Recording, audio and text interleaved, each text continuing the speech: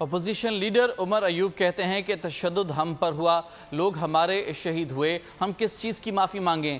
ہمارے کسی سے مذاکرات نہیں ہو رہے۔ بانی پی ٹی آئی کسی صورت آئین اور قانون کی بالادستی سے پیچھے ہٹنے والے نہیں۔ عمر ایوب نے بتایا کہ شیر افضل مروت کو بانی تحریک انصاف کی ہدایت پر شوکاز نوٹس جاری کیا گیا ہے۔ بانی تحریک انصاف نے شیر افضل مروت سے ابھی قومی اسمبلی کی نشست سے استعفیٰ لینے کا نہیں کہا۔ شوکاز کے بعد پارٹی کی سیاسی کمیٹی فیصلہ کرے گی۔